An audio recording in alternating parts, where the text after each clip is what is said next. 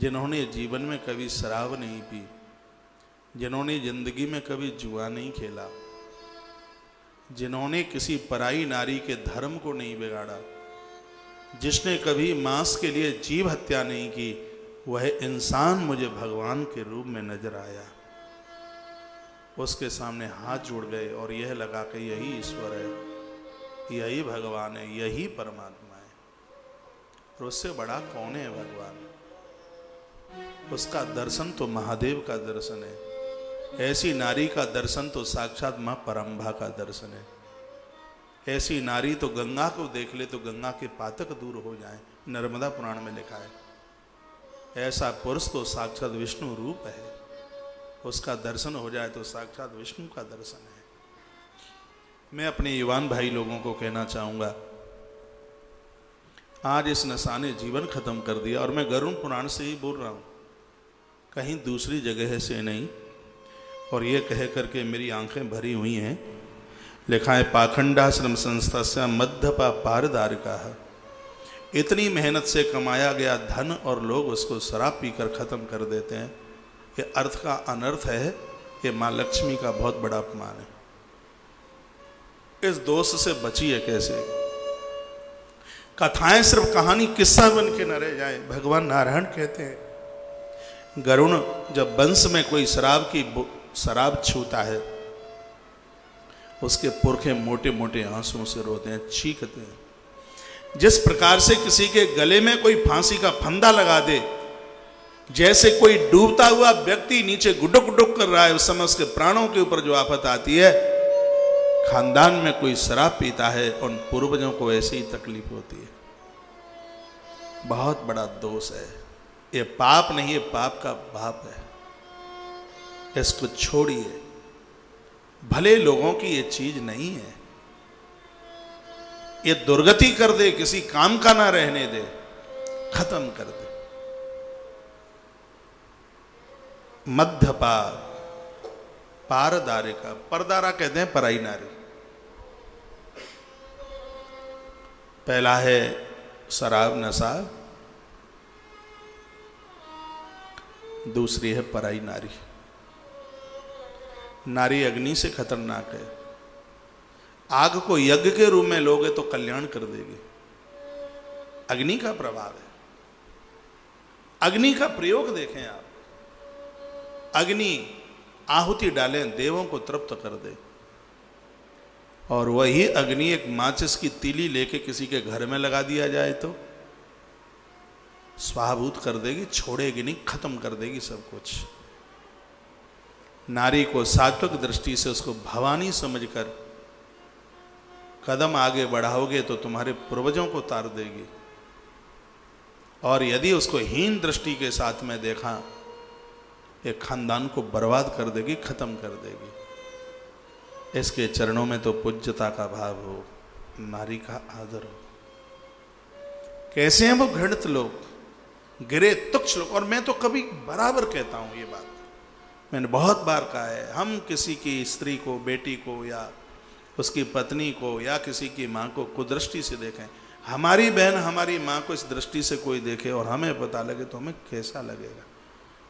तो जो व्यवहार हमें स्वयं में पसंद नहीं है, वो व्यवहार हम किसी के साथ ऐसा क्यों करें? समझिए, उस सतयुग में भी कलयुग के लोग थे, तो आज कलयुग में भी सतयुगी लोग हैं।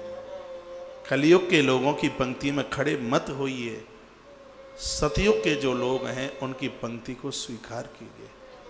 कल हम निवेदन कर रहे थे, धुंधकारी की पंक्ति को मत स्वीकार करना। धुंधकारी की पाली है वो हारने वाली है, और गोकर्ण की जो पाली है वो जीतने वाली है।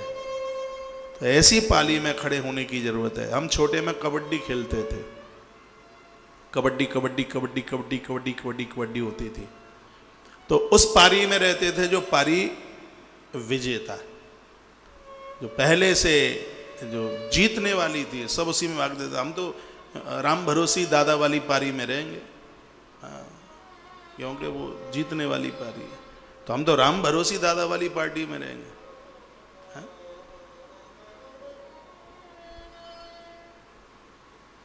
हम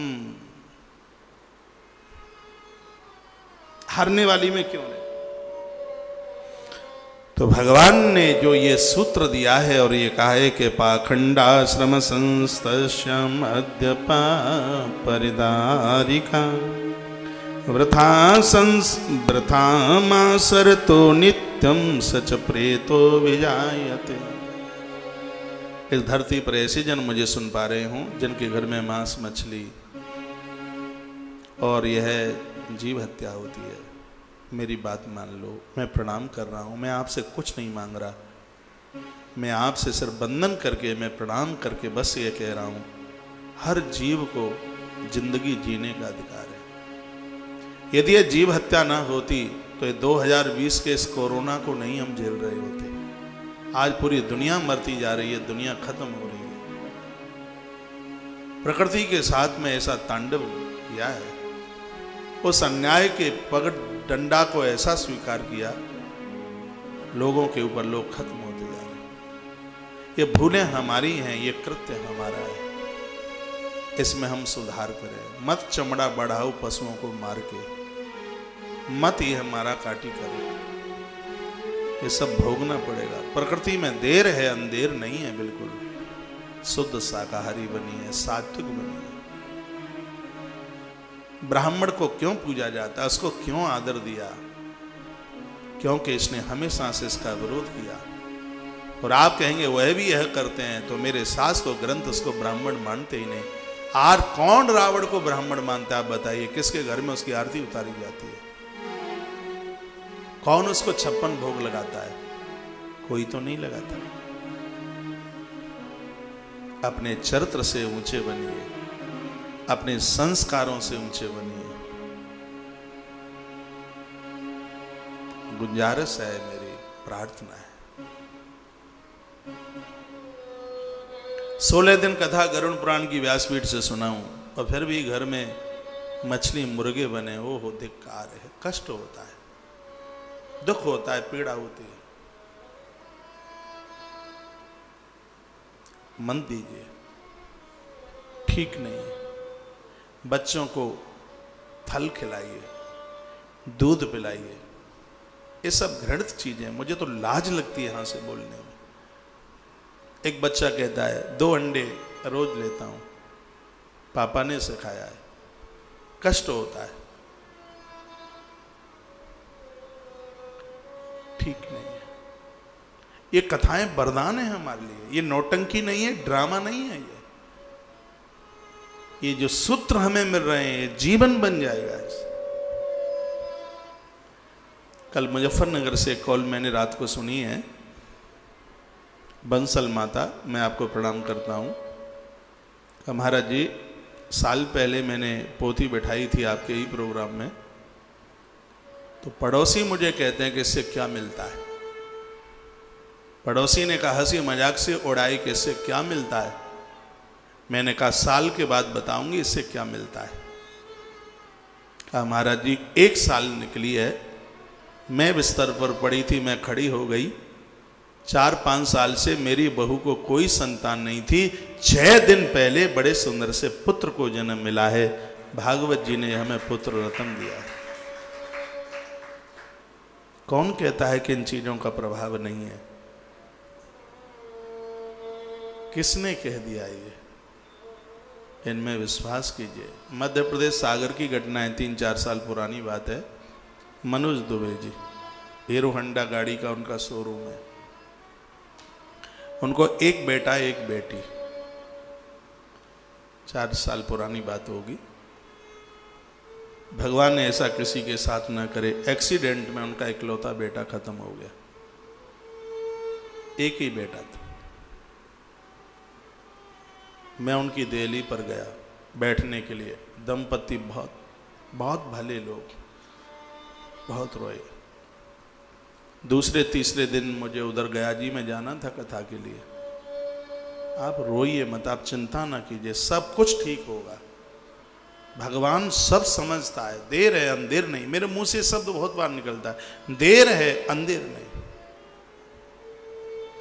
बालक संकेत द्वारा लौट, बच्चे का नाम संकेत था। मैंने कहा लगता है वो लौट करके आएगा, वो इसी घर में आएगा। उस बच्चे के निमित्त एक पोथी बिठाई गई। इन सब चीज़ों को देखकर मेरी तो बड़ी अगाध श्रद्धा जुड़ गई है। उस माँ का ऑपरेशन हो चुका था, बच्चे जन्म लेने की कोई गुंजाइश ही नहीं थी,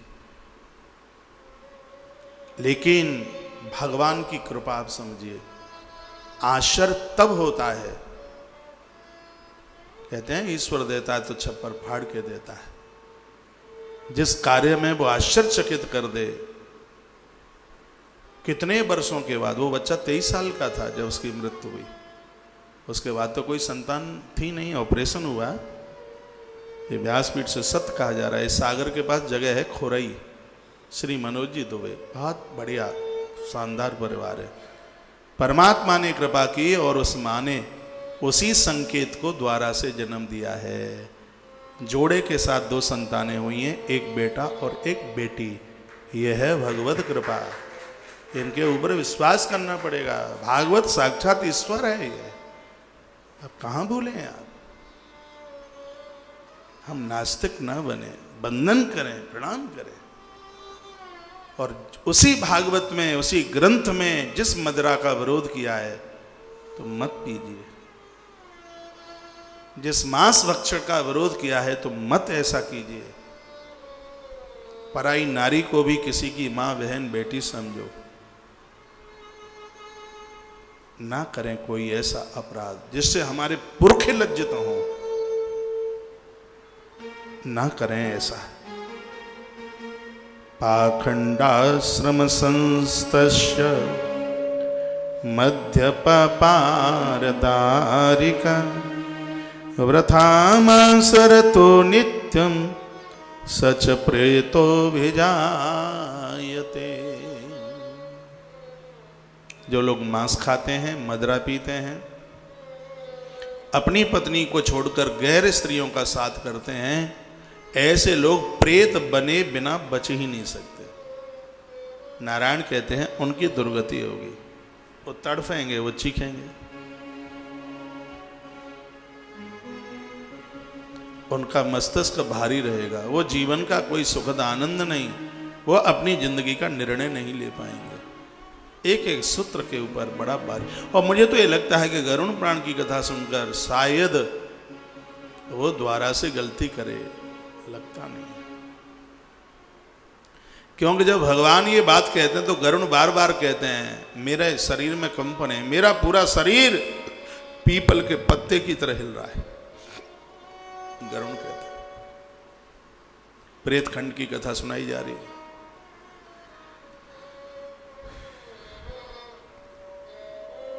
अगली बात बताई, जो लोग दूसरों का हिस्सा खाते हैं, दूसरों का पैसा, दूसरों का हिस्सा खाते हैं, पतितानेन भुक्तेन जठरस्तेन योमृता,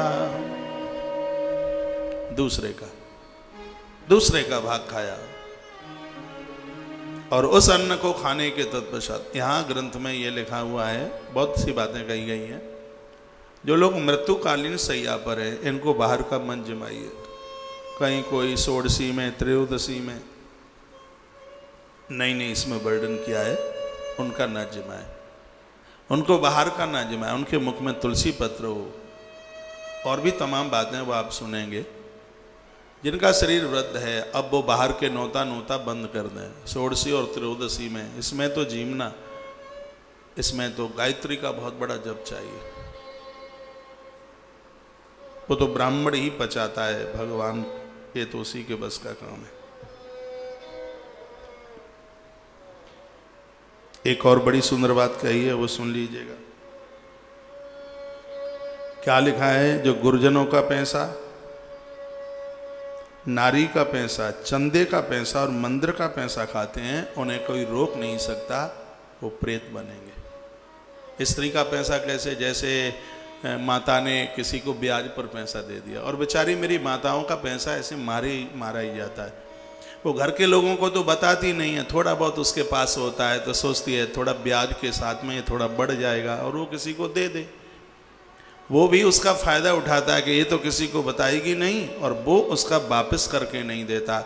भगवान नारायण कहते हैं गरुण, ऐसे उस व्यक्ति को प्रेत बनने से कोई रोक नहीं पाएगा। स्त्री का पैसा खावे, गुरुजनों का पैसा खाए, मंदिर का पैसा खाए, चंदे का पैसा खाए। ये 5-7 नाम इकट्ठे लिखे हैं इसमें, सावधान रहिएगा बिल्कुल। 20 नाखूनों से कमा के मेहनत करके पेट की उदर पूर्ति कीजिएगा।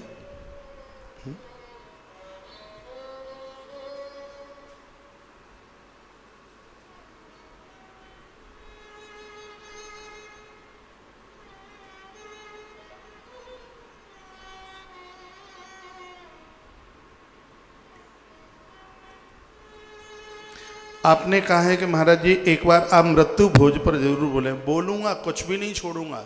17 तारीख तक सब बातें पूरी हो जाएंगी और वही बोलूंगा जिसका प्रमाण होगा मेरे पास। अपने मन से कुछ नहीं बोलूंगा, प्रमाणित बात यहां से कही जाएगी।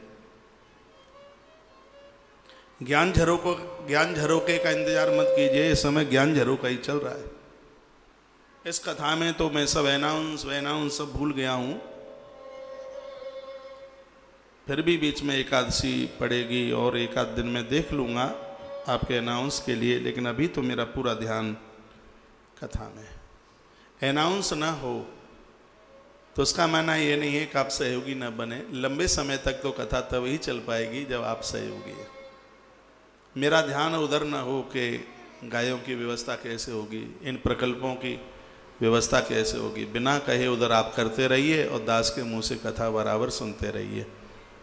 दक्षिणा में बस आपसे यही मांग है, 200 को इधर चढ़ा देना और सेवा कार्यों से जुड़े रहना। सब काम ठीक ठाक चलता रहेगा, बढ़िया चलता रहेगा। एक बार जयकारा लगाएं भगवान के नाम का। बोली बांके बिहारी लाल की जय, हनुमान जी महाराज की जय। जय जय श्री राम, जय जय श्री राधे। जीवन का पता तो है नहीं, पता नहीं कितने समय का है, इसलिए नेक काम करो, बढ़िया काम करो, ठीक से काम करो।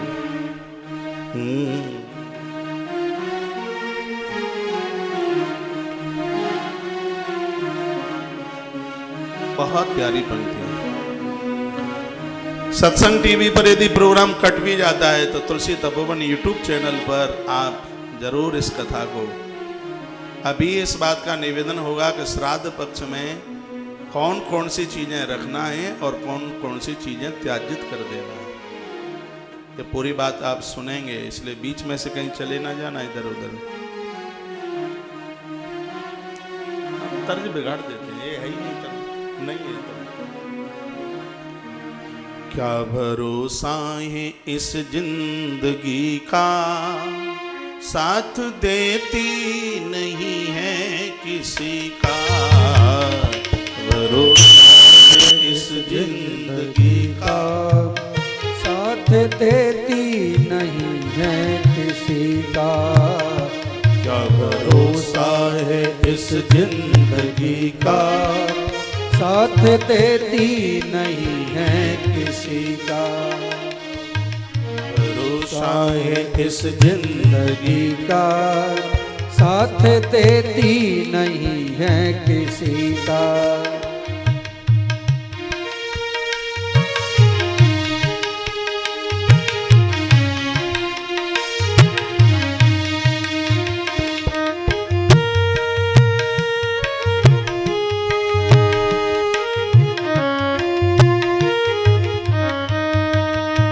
श्वास रुक जाएगी चलते चलते, समा बुझ जाएगी जलते जलते।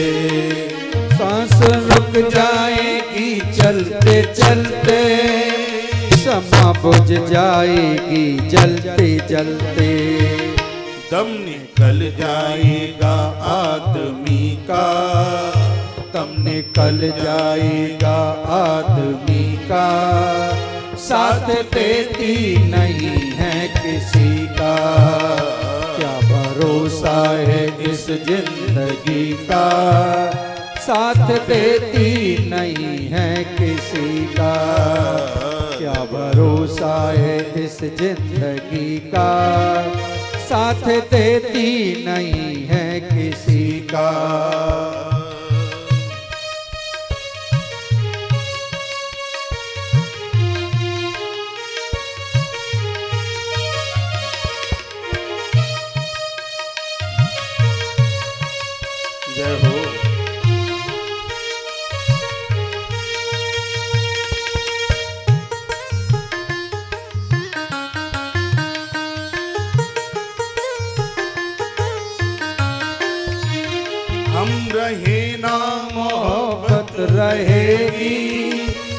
दासता अपनी दुनिया कहेगी।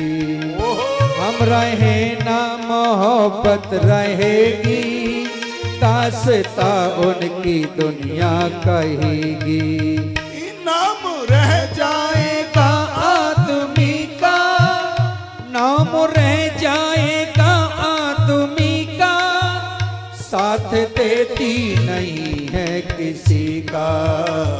क्या भरोसा है इस जिंदगी का, साथ देती नहीं है किसी का। क्या भरोसा है इस जिंदगी का, साथ देती नहीं है किसी का। हरि बोल।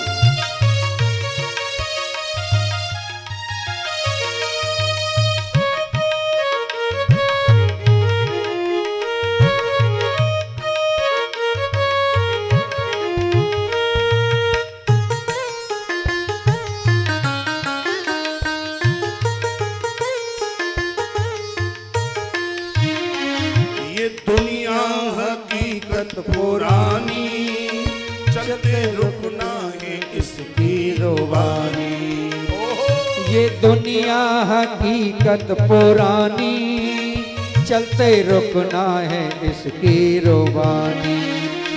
ये दुनिया हकीकत पुरानी, चलते रुकना है इसकी रुबानी। फर्ज पूरा करो बंदगी का, फर्ज पूरा करो बंदगी का, साथ देती नहीं है किसी का। क्या भरोसा है इस जिंदगी का, साथ देती नहीं है किसी का। क्या भरोसा है इस जिंदगी का, साथ देती नहीं है किसी का।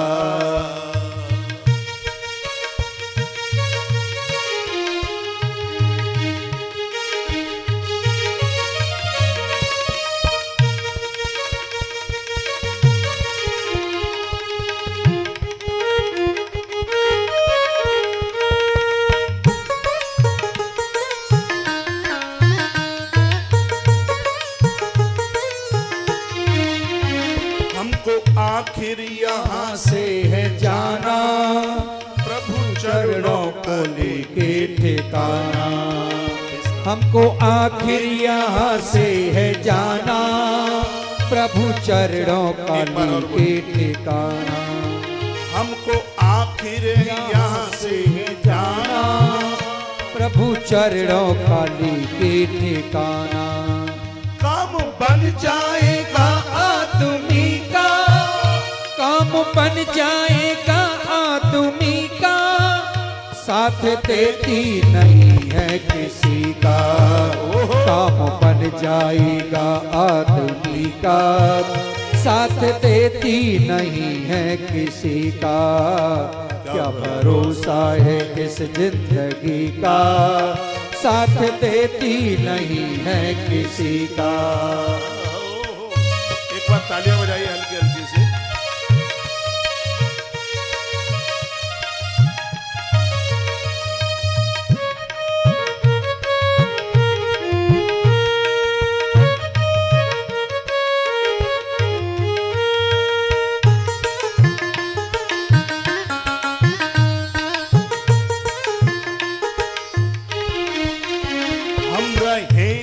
मोहब्बत रहेगी, दासता उनकी दुनिया कहेगी। हम रहे ना मोहब्बत रहेगी, दासता उनकी दुनिया कहेगी। नाम रह जाएगा आदमी का, नाम रह जाएगा आदमी का, साथ देती नहीं है किसी का। क्या भरोसा है इस जिंदगी का, साथ देती नहीं है किसी का। क्या भरोसा है इस जिंदगी का, साथ देती नहीं है किसी का।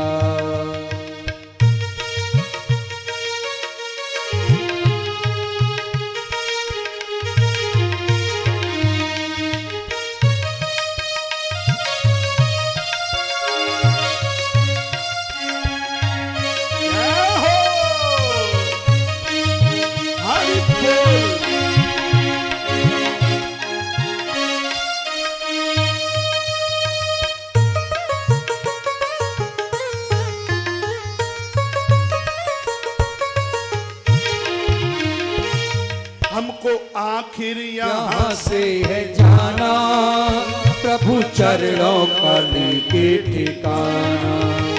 हमको आखिर यहाँ से है जाना, प्रभु चरणों कली के ठिकाना। हमको आखिर यहाँ से हो जाना, प्रभु चरणों कली के ठिकाना। हमको आखिर यहाँ से है जाना, प्रभु चरणों कली के ठिकाना। काम बन जाएगा आदमी का, काम बन जाएगा आदमी का, साथ देती नहीं है किसी का। क्या भरोसा है इस जिंदगी का, साथ देती नहीं है किसी का, देती नहीं है किसी का। क्या भरोसा है इस जिंदगी का, साथ देती नहीं है किसी का। क्या भरोसा है इस जिंदगी का, साथ देती नहीं है किसी का। क्या भरोसा है इस जिंदगी का, साथ देती नहीं है किसी का। क्या एक सेकंड, जो अब की जो एक 15 मिनट की कथा है, आप लाखों कामों में व्यस्त क्यों ना हो, इस कथा को मन छोड़ दिएगा, इसको सुनिए। पितृ तर्पण गरुण पुराण की अभावी कथा आनंद में भर देगी। क्या भरोसा है इस जिंदगी का, साथ देती नहीं है किसी का। क्या भरोसा है इस जिंदगी का, साथ देती नहीं है किसी का। क्या भरोसा है इस जिंदगी का, साथ देती नहीं है किसी का। क्या भरोसा है इस जिंदगी का, साथ देती नहीं है किसी का। क्या भरोसा है इस जिंदगी का, साथ देती नहीं है किसी का। क्या भरोसा है इस जिंदगी का, साथ देती नहीं है किसी का। बोलिए निकुंज बिहारी लाल की जय हो। नारायण देव भगवान की जय। हनुमान जी महाराज की जय। जय जय श्री राम। जय जय श्री राम। जय जय श्री राधे श्याम। गरुणदेव पूछ रहे थे कि प्रेत कौन कौन बनते हैं, उसमें आप ये सुन रहे हैं कि न्यास अपहर्ता मित्र दुख, देव स्त्री गुरु वित्तान यो गृहीत्वा नयक्षति, विशेषाद ब्राह्मणस्वं सच प्रेतो जायते नरः। इस श्लोक का अर्थ है देव स्त्री गुरु यानी देवता, स्त्री गुरु ब्राह्मण, इन लोगों से धन उधार लिया गया है और वापस नहीं दिया, ऐसी संपदा को खाने वाले लोग नारायण कहते हैं प्रेत बनते हैं। मंदिर का पैसा, माताओं का पैसा, नारी का पैसा जिससे ले लिया, उधार लिया या ब्याज पर लिया, उसको वापस नहीं दिया गया। गुरुजनों का पैसा, मैं कहता हूं कि गुरुजनों का पैसा बड़ा खतरनाक है। इनका पैसा खाने वाले लोग, लिखा देवस्त्री गुरुवत्तानि यो गृहीत्वान यक्षति, विशेषाद ब्राह्मणस्त्वं सच प्रेतो जायते नरः। ऐसे व्यक्ति को प्रेत बनना पड़े, कोई बचा नहीं सकता।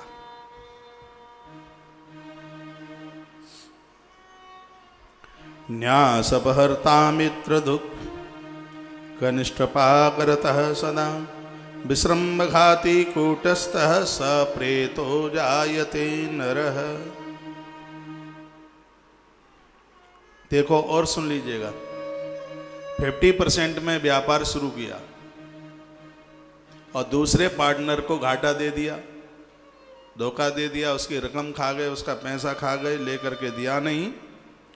पुराना कार्य वर्णन करते हैं कि स प्रेतो जायते नरः, ऐसा व्यक्ति प्रेत बनता है। वो बच नहीं सकता। अरे ईमानदारी कोई चीज होती है, ईमानदार बनने का मतलब है 1000 मनकों की माला में एक दमकता हुआ हीरा।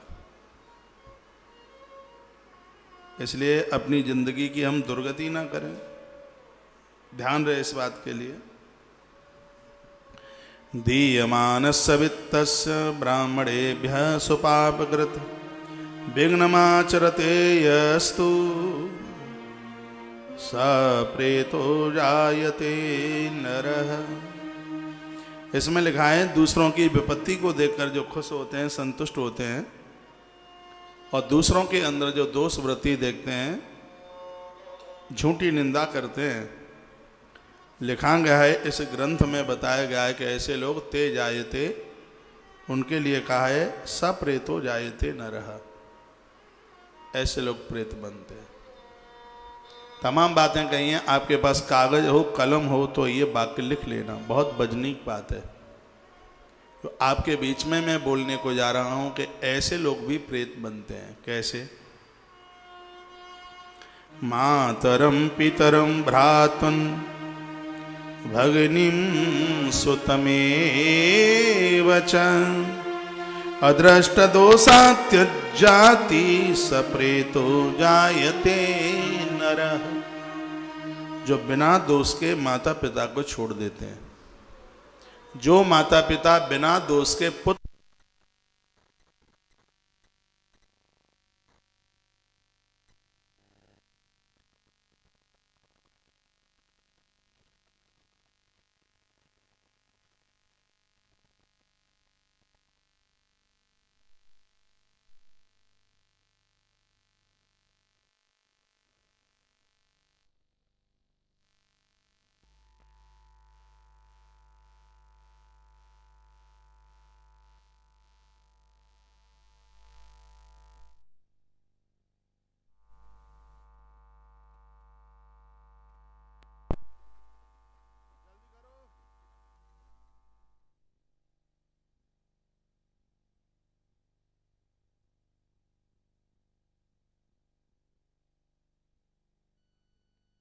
वासुदेवं श्री कृष्ण गोविंद हरे मुरारे, हे नाथ नारायण वासुदेवं श्री कृष्ण गोविंद हरे मुरारे।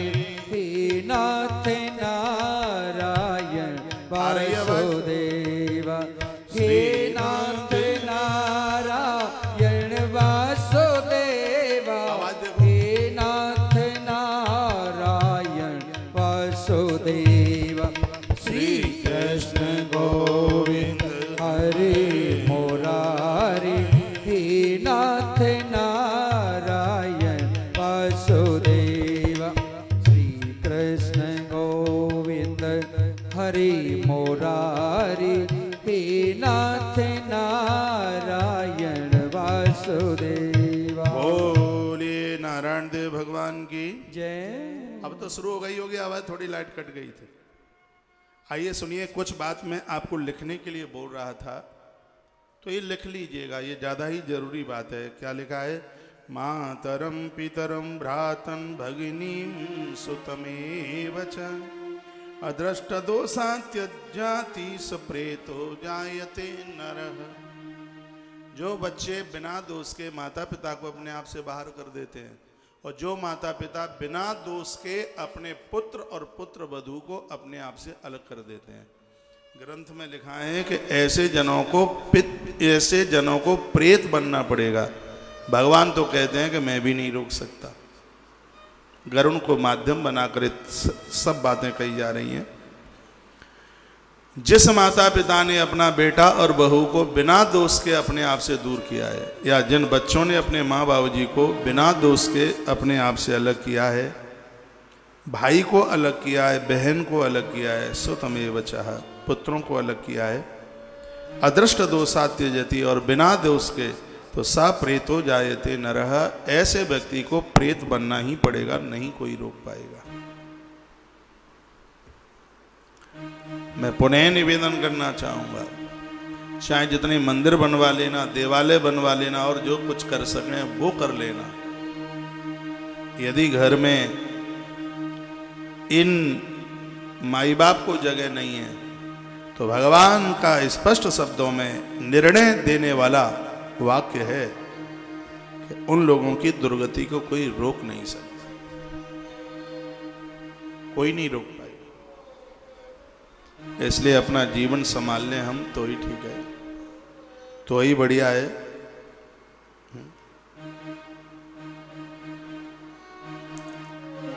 कुले जातां विनीतां च धर्म पत्नीं सुकोक्षितां यस्तजेद दोष निर्मुक्ता सप्रेतो जायते नरः। प्रायः ऐसा होता है दहेज की वजह से किसी कारणवश बेटियों का विवाह होने के तत्पश्चात वो ससुराल के लोग पता नहीं कौन से लोभ की प्रवृत्ति में आकर कह देते हैं तू अपने घर बैठ, हमें तेरी जरूरत नहीं है, हम अपने लल्लू की दूसरी शादी कर लेंगे। प्राय आज वर्तमान समय में ऐसा हो रहा है। ये अपराध नहीं, अपराध का बाप है ये इस ग्रंथ में। दूसरे की बेटी को आप अपने घर में बहू बना करके लाए और फिर इसको त्याज्यत कर दिया है, घर से बाहर कर दिया है। भगवान कहते हैं सह प्रेतो जायते नरः, वह लोग प्रेत बनेंगे, मुक्त नहीं हो पाएंगे। और आज ऐसा बहुत होता है, बहुत ज्यादा होता है। हाल ही नीचे के श्लोक में लिखा है खानदानियों के जीवन में तो ये तो नहीं है कि गुड्डा गुड़िया का खेल हो तो हाल चाहे जैसे दूसरा विवाद नहीं, इसमें आपके लिए भी कहा है। आप अपनी बेटी का कन्यादान करते हैं और कोई धमकी दे करके और फिर ये तैयार है नहीं हम अपनी बेटी का दूसरी जगह विवाह। पुराण में तो ये लिखा है, वराह पुराण में लिखा है कि धन्य है वह माता पिता, बड़े पुण्यात्मा हैं जिनको अपनी बेटी का दोबारा कन्यादान करने के लिए अवसर न मिले। तो कन्यादान एक ही बार होता है, 10 बार नहीं होता। इसलिए धमकी ना दी जाए कि हमारी बेटी के लिए तो बहुत घर भरे, ऐसा नहीं होता। तो भगवान ने इन दोनों पक्षों के लिए बड़ी सुंदर बात कही है। यस सजेत दोष निर्म, हाँ कोई दोष हो तो बात अलग है, बिना दोष के यदि उनको अपने आप से अलग किया है तो सह प्रेतो जायते नरः, ऐसे व्यक्ति को प्रेत बनना पड़ेगा, कोई रोक नहीं सकता। और सुन लीजिए, कुछ छोड़ा नहीं, भगवान ने सब बातें बता दी। और आप तमाम पिछली कथाओं को आपने सुना है, ये कथा उन सब कथाओं से हट करके जगाती है कथा। और मुझे लग रहा है आप 11 बजे से इस कथा को सुन रहे हैं, आपकी झपकी भी नहीं लगी होगी, नींद नहीं आई होगी आंखों में, चाय पीना भूल गए होंगे। सत्संग टीवी से मोबाइल पर और आप तुलसी तपोवन यूट्यूब चैनल पर भी आए होंगे तो बीच में ये लग रहा होगा इतनी देर में कहीं कोई कथा न छूट गई हो। कथा ही ऐसी है, स्वयं भगवान जिसके वक्ता हैं और गरुण जैसा परम श्रोता है, अद्भुत गरुण देव, दोनों के बीच में प्रसंग चल रहा है। आगे की बात देखिए, कन्याम यक्षति वृद्धाय नीचाया धन लेप्सया, गलती मत कर बैठना। धन के लोभ में आकर अपनी बेटी उस व्यक्ति को दे दी, बेटी से कन्या से जिसकी उम्र में बहुत गुने का अंतर है। यहां तो बूढ़ा लिखा है, कन्याम यक्षति वृद्धाय, धन के लोभ में आकर अपनी कन्या वृद्ध को दे दी। उद्धार नहीं हो सकता, कल्याण नहीं हो पाएगा। अपराध क्या है, इससे अपराध होगा बड़ा क्या। मैंने पूर्व में भी बोला है कि अपनी बेटी किसी के दबाव में आकर किसी को न देना। 9 बातें देखी जाती हैं जब अपनी कन्या किसी को दी जाती है तो। इसको बहुत बड़ा यज्ञ कहा है, कन्यादान को एक बहुत बड़ा यज्ञ कहा। उसी भगवान को नारायण कह रहे हैं, कहते हैं कन्या यक्षति वृद्धाय नीचाया धन लेप्सया। भगवान कहते हैं वो लोग बड़े नीच हैं, बड़े गिरे हुए भावना के हैं, जो अपनी बेटी को बेच देते हैं, पैसा लेकर अपनी बेटी दे देते हैं। उम्र में बहुत अंतर है, 7-21 का अंतर है। और उन्हें कोई फर्क नहीं पड़ता, दवाओं में आकर या धन लेकर किसी भी प्रकार से अपनी बेटी इस स्थिति में दी है। ये लिखा है स्पष्ट, कन्यायाम यक्षति वृद्धाय नीचाया धन लेप्सया, धन के लिए, और अपनी बेटी जिसकी आयु में बहुत अंतर है, कुरूपाय कुशीलाय, जो देखने में सुंदर भी नहीं लगता, उसके पास कोई गुण भी नहीं है, तो बेटी में और उसमें चलो 20 और 21 का अंतर हो जाए, 19-21 का अंतर हो जाए तो चल जाए, लेकिन 21 और 75 में जितना अंतर हो और उतना अंतर, वर सुंदर नहीं मिलता, जीवन भर बेटी रोती है। यही सी ग्रंथ की बात मैं कह रहा हूं। वो अपनी सखियों के सन्मुख अपने पति का परिचय नहीं दे पाती कि मेरे पति है, वो बता नहीं पाती, उसको लज्जा आती है, और इस स्थिति में उसका पियर छूट जाता है। उत्सवों पर, विवाह उत्सव पर नहीं वो जा पाती, मंगल कार्यों में वो पियर नहीं। देखो, सुन लो इन बातों को, मान लो हमारी बात, ये भगवान के ही वाक्य है, मैं तो बस प्रार्थना कर रहा हूं। ये पूरा चैप्टर इसमें लिखा हुआ है, कहा है कि वह बेटी अपने पियर नहीं जा पाती, विवाहों में नहीं जा पाती। अब मुझे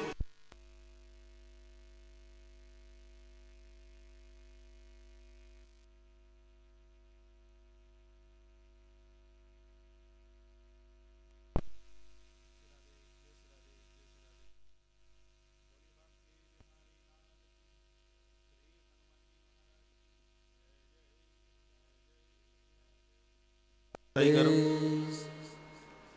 अब मैं तो लिखी लिखाई बात कर रहा हूं, अनुभव तो आप सबको होगा। अब मैं बेटी तो हूं नहीं, मैं तो बेटा हूं, लेकिन यहां जो भगवान के मत ने जो बात कही है वो गलत तो नहीं हो सकता।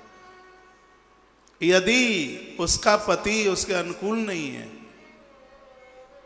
जो जैसी ये है वो सौंदर्य नहीं है, वो कद नहीं है, वो गुण नहीं है, आयु में बहुत ज्यादा अंतर है, ऐसी बेटियां अपने पति का परिचय देने में झिझकती हैं, यहां तक कि वो उत्सवों में जाना बंद कर देती हैं, तीज त्योहारों पर जाना बंद कर देती हैं। और भगवान क्या कहते हैं, और आपकी बेटी किसी कारणवश और आपके यहां उत्सवों पर नहीं आती तो आपका कोई उत्सव ही पूरा नहीं होता। ग्रंथ में तो ये लिखा है, आप यज्ञ करा रहे हैं और उस यज्ञ में बेटी नहीं आती, वो यज्ञ पूरा नहीं होता। आप यज्ञ करा रहे हैं और बहू अपने पियर में जाके रूठ के बैठ गई है, तो आपका यज्ञ पूरा नहीं हो सकता।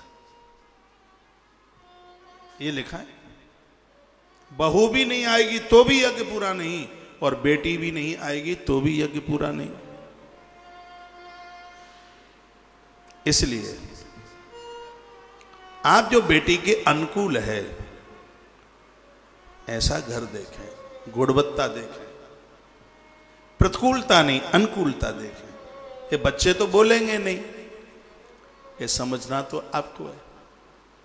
कुछ चीजें ऐसी थी पूर्व में, कुछ चीजें ऐसी हुई हैं, कुछ गलतियां समाज से हुई हैं, जहां आज गलत कदम उठाए गए, जहां बेटियां खुद चुनाव करने के लिए निकल पड़ी, उसमें कहीं दोषी हम लोग भी हैं। वो तो नहीं बोली थी, अंतर आप जानते हैं कितना था, 15 और 35 का, 15 और 40 का। ऐसी शादियां मैंने देखी हैं जहां वधू की उम्र 15 साल थी और पति की उम्र 42 साल थी। तो ये गलत था। हमारे पुराणों ने, हमारे वेदों ने इसकी निंदा की, लेकिन लोग इस बात को नहीं माने, तो भुगतान भोगना पड़ रहा है। दिक्कतें आई हैं, परेशानियां आई हैं पैसों के लिए। अरे वो धनपति है तो किसी की बेटी सोने का रायता पिएगी, खानी तो उसको रोटी है। उस परिवार का धर्म देखिए, उस परिवार के आप संस्कार देखिए। ऐसा थोड़ी होता है कि 5-25 का अंतर हो। अपनी हैसियत के द्वारा आप हैं 1 रुपए वाले और देखेंगे 25 रुपया वाला। देवसी नारद जी ने एक जगह उस कथा में वर्णन किया है, तो वहां पर आपको आदर नहीं मिलेगा। उस बेटी को त्रसित किया जाएगा, तेरा बाप भिखमंगा, क्या है उसके पास, दरिद्र है, कंगाल है, क्या है उसके पास। तो उसमें अपने आपके स्तर से भी देखा जाता है। तो भगवान ने क्या सुंदर बात कही, आनंद भर दिया। क्या कहा लिखा है कन्याम यक्षति वृद्धाय। जो लोग दुर्गति के तथ्य पर खड़े हैं, ये वो बातें भगवान कहते हैं मैं किसी को कष्ट नहीं देता। ये आदमी अपने आप गलतियां करके अपना जीवन बर्बाद करता है। ये लोग परलोक खुद अपने आप। किस बाप को अपना बेटा प्रिय नहीं होगा? ये पूरी सृष्टि ये सब मेरे हैं, मेरा कोई इनसे झगड़ा थोड़े ही है। मैंने संतों को इस धरती पर भेजा, इनको बताने को ये माने नहीं और ये गलतियां करने लगे, इसलिए दुर्गति हो रही है। बनना था देव और बन रहे हैं प्रेत। वही बात कही जा रही है कन्याम यक्षति वृद्धाय नीचाया धनलेप्सया कुरूपाय कुशीलाय। जो रोग से ग्रसित है, उसको बीमारी है, बीमारी है उसको, रोग से त्रसित है, कुरूप है, बेटी के बराबर में ठीक लगता नहीं है, आयु में बहुत ज्यादा अंतर है। भगवान कहते हैं सा प्रेतो जायते नरः। गरुण, ऐसे लोगों को प्रेत बनना पड़ता है जो अपनी बेटी को कुआ भाड़ में फेंक देते हैं। कुआ भाड़ ही है।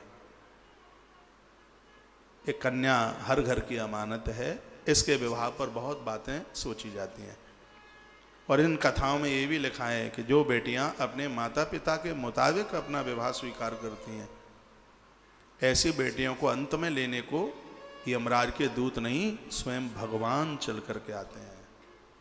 इन्हीं बेटियों की कोख से भगवान पुत्र बन के प्रकट होता है। वो यही बेटियां हैं। इसी ग्रंथ में वर्णन है, आप सुनेंगे। एक एक सूत्र के ऊपर बड़ा जोर दिया गया है। माता सती का हाथ महादेव ने मांगा। शिव महापुराण की कथा है। मां सती ने कहा सुनो प्रभु, मेरे पिता मुझे जिसके साथ विवाह कर देंगे मेरे लिए कैलाश का सुख होगा। यदि वर का चुनाव मैंने किया है तो नाले के कीड़े से ज्यादा कष्ट मेरे लिए होगा।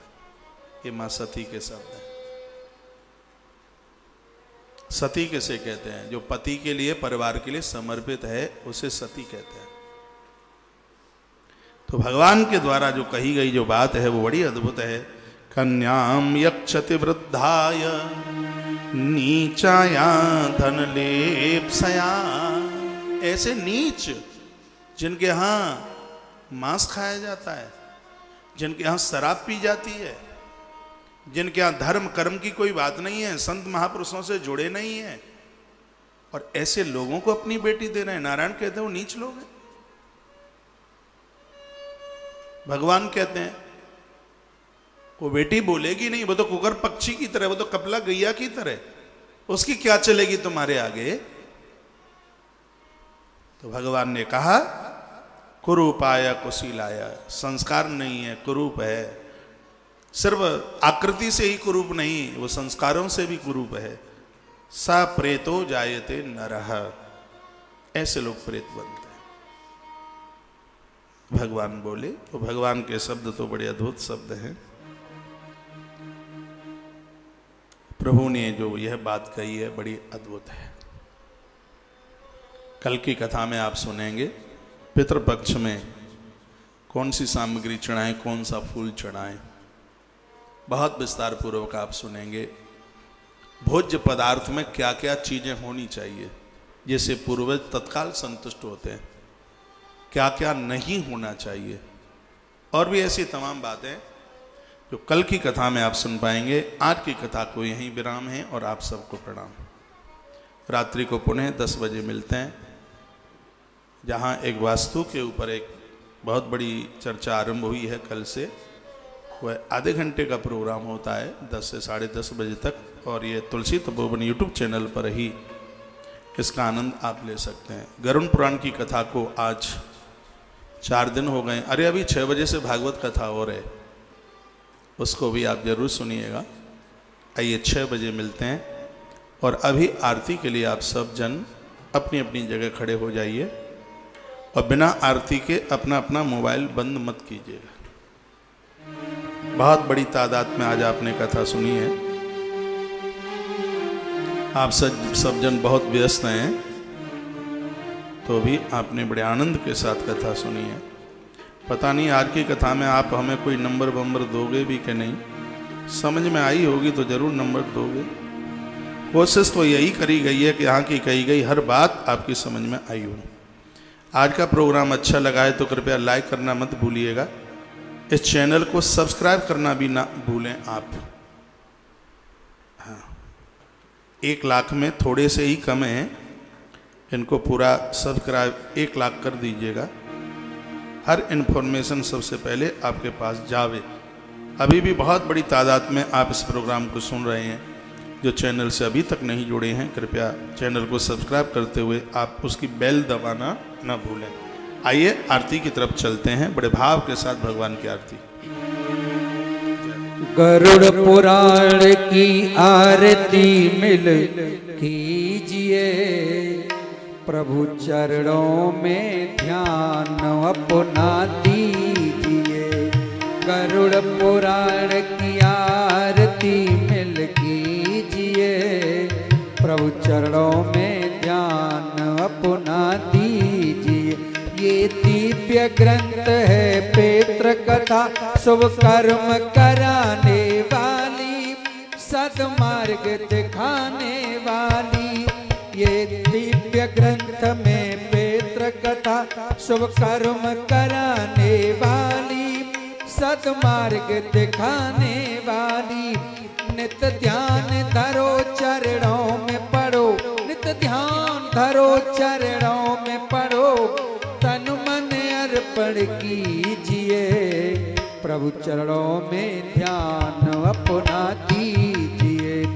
गरुड़ पुराण आरती मिल कीजिए, प्रभु चरणों में ध्यान अपना।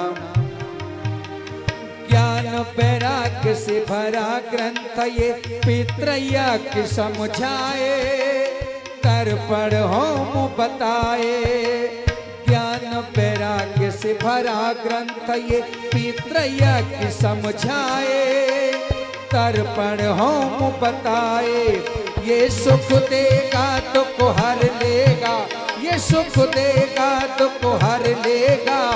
स्वयं समर्पण कीजिए, प्रभु चरणों में ध्यान अपना दीजिए। गरुड़ पुराण की आरती मिल कीजिए, प्रभु चरणों में ध्यान अपना दीजिए।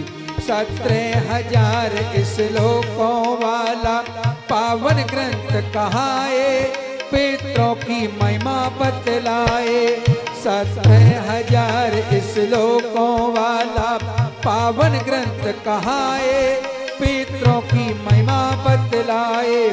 सत्कर्म करो तुम हरि से डरो, सत्कर्म करो तुम हरि से डरो, और अमृत रस को पीजिए, प्रभु चरणों में ध्यान अपना दीजिए। गरुड़ पुराण की आरती मिल कीजिए, प्रभु चरणों में ध्यान अपना दीजिए। कर्पूर गौरम करुणावतारम संसार सारम भुजगेन्द्रहार, सदा वसंतम हृदयारविंदे भवम भवानी सहितं नमामि। त्वमेव माता च पिता त्वमेव, त्वमेव बन्धु च सखा त्वमेव, त्वमेव विद्या द्रविणं त्वमेव, त्वमेव सर्वं मम देवदेव मम देवदेव मम देवदेवा। ओम जजेन यमय जंत देवास्तान धर्माणि प्रथमान्यासन्न तेनाकं महिमानः सजन्ते ध्रुवोर्वेशाभ्यां सन्ति देवाः। नाना सुगंध पुष्पाणि यथा कालोद्भवानि च पुष्पाञ्जलिं मया दत्ता। ग्रहण परमेश्वर मंत्र पुष्पांजलि समर्पयामि। बांके बिहारी लाल की जय, राधा माधव सरकार की जय, शंकर भगवान की जय, जगदम्बे माता की जय, सदगुरुदेव भगवान की जय, सत्य सनातन धर्म की जय, धर्म की जय, अधर्म का नाश, प्राणियों में विश्व का कल्याण। जय जय श्री राधे जय जय श्री राधे जय जय श्री राधे श्याम। जय जय पितृदेव महाराज। आप सब लोग भोजन कर लीजिएगा, फिर मैं आपको मिलता हूँ सब।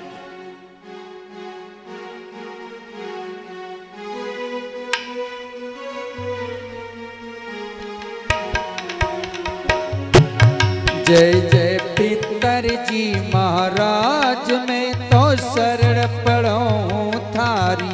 जय जय पितर जी महाराज में तो शरण पड़ो थारी। शरण पड़ो थारी में तो शरण पड़ो थारी। जय जय पितर जी महाराज में तो शरण पड़ो थारी। जय जय पितर जी महाराज में तो शरण पड़ो थारी।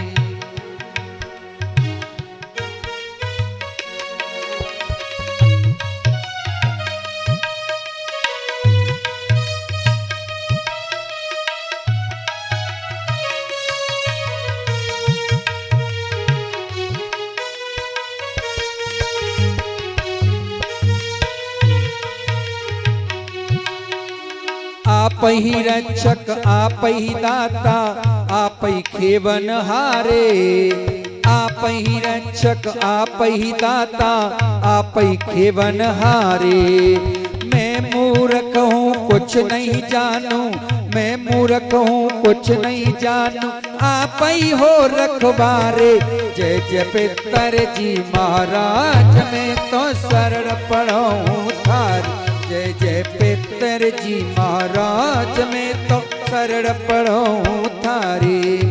शरण पड़ो थारी में तो शरण पड़ो थारी। शरण पड़ो थारी में तो शरण पड़ो थारी। जय जय पितर जी महाराज में तो शरण पड़ो थारी।